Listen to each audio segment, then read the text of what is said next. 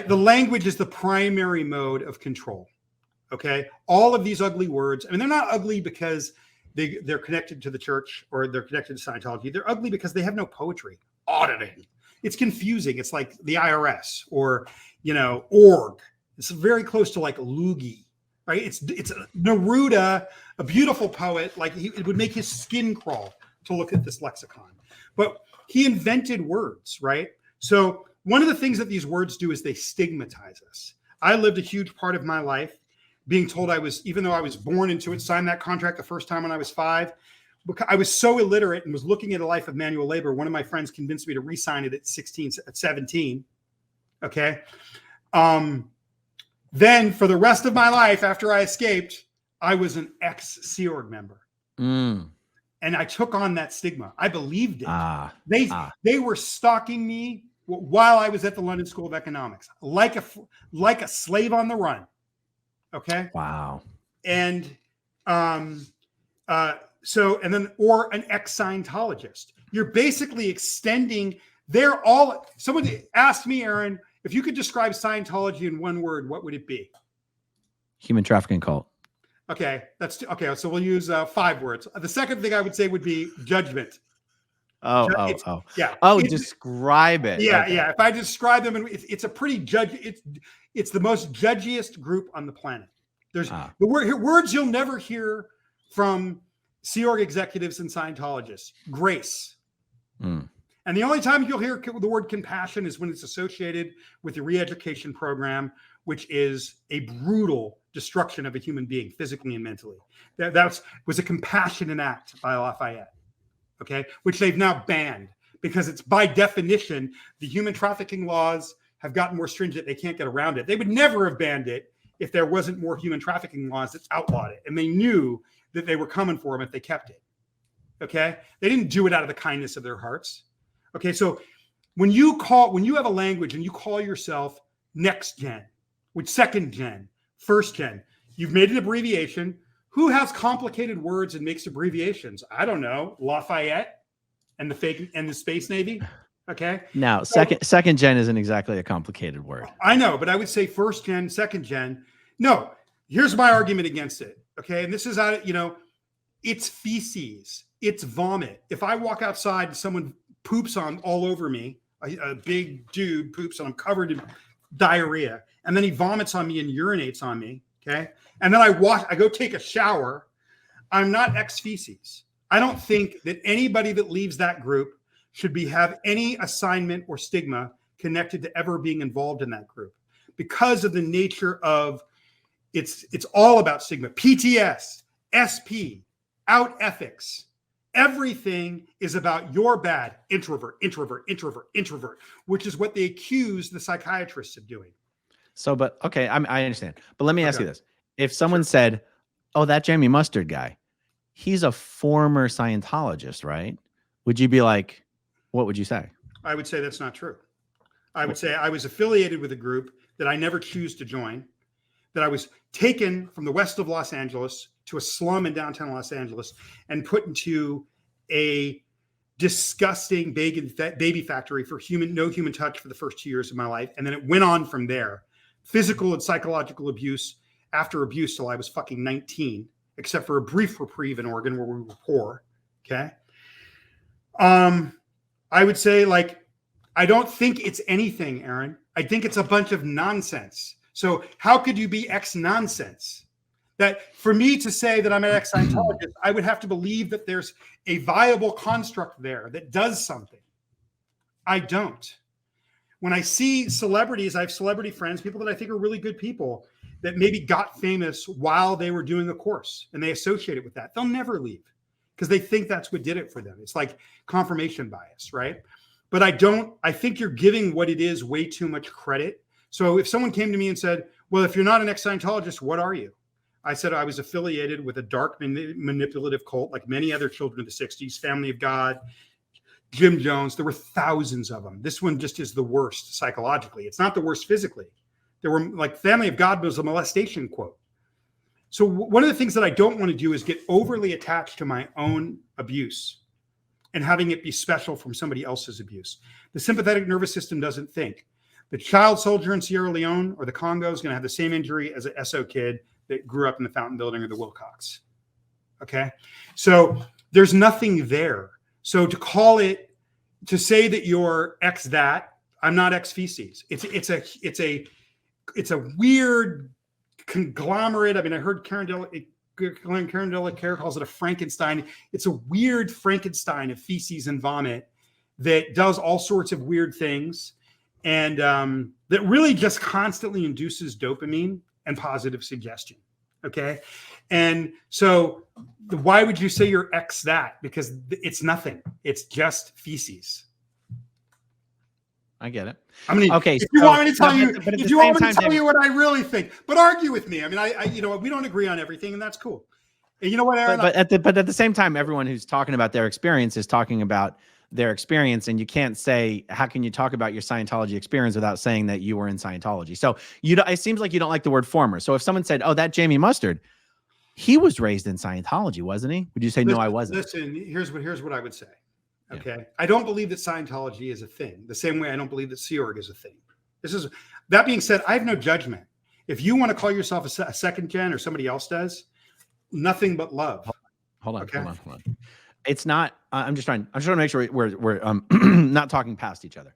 Okay. I don't think anybody wants to call themselves a second gen.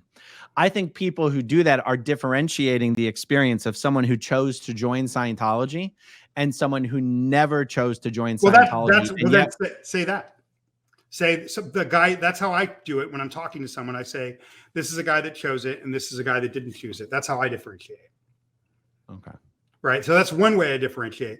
But I also think, and I'll go further, Aaron, that I would say associated with a Frankenstein chemical mix of feces and vomit, that it also known as Scientology, that I was formally connected to that feces and vomit or involved with it. I don't think there's such thing as a Scientologist. I don't. I think it's somebody that's engaging in something that's hurting themselves and others.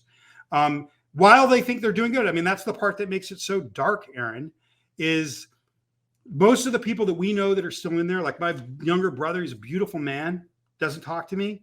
They're good people.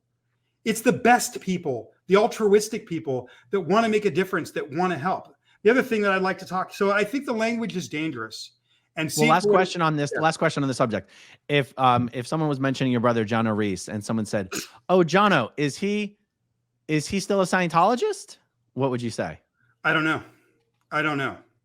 No, but I don't mean whether you actually know or not. Like, let's just say, he is still involved in Scientology, and someone would say he is still covered in a Frankenstein conglomerate of vomit and feces called Scientology, but it's not really anything.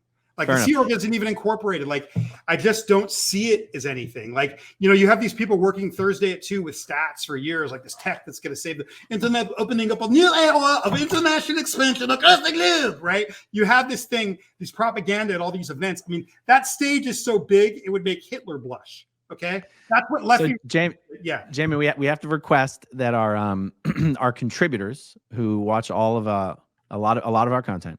Okay. Someone send me some AI generation of a Frankenstein monster covered in feces and vomit. Okay. So that we can use that to represent. So we never have to say the word Scientologist. Okay. Or former Scientologist. Okay. So, listen, I don't judge anyone. There's a close friend of mine who got out when I was in my 20s who tried to pull me out with her. And I don't think she would mind me mentioning her name. I so wish I listened to her, Sherry Allens. And I and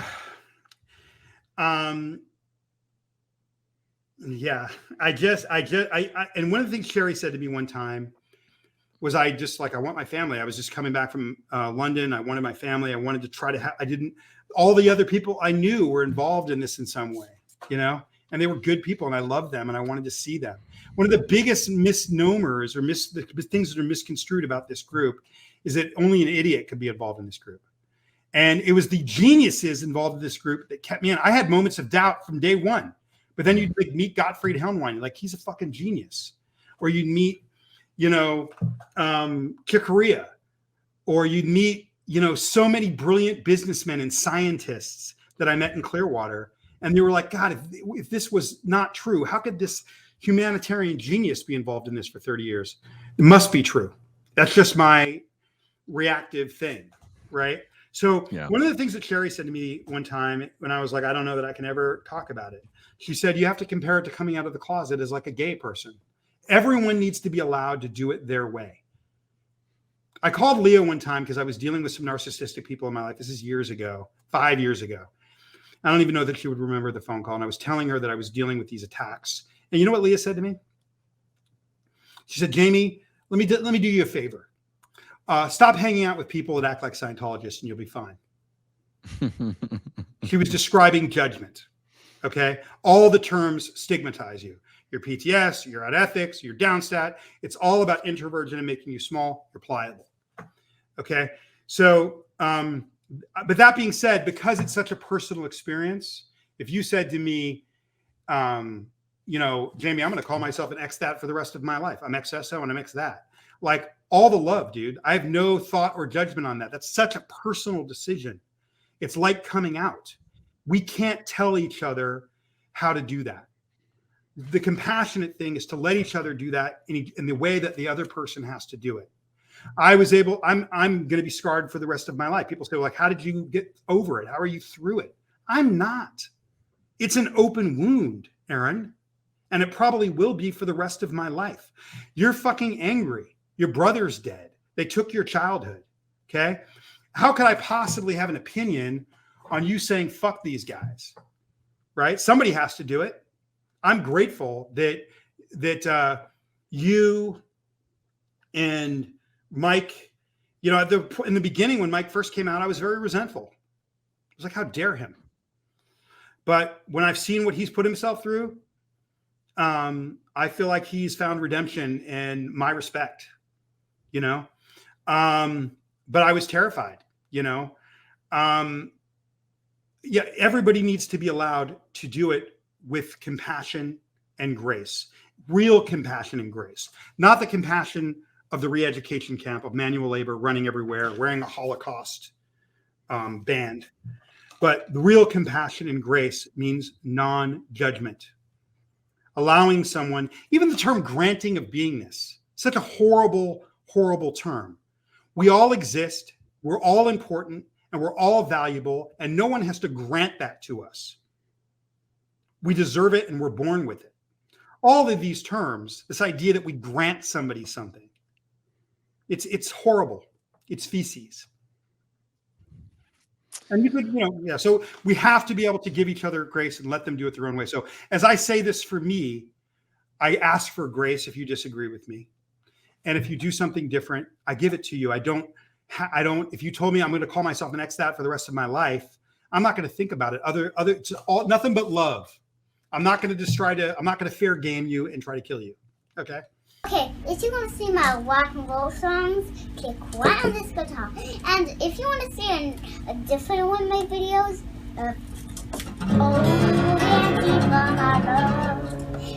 then you could click right inside here. If you have subscribed or not, subscribe right here. Bye.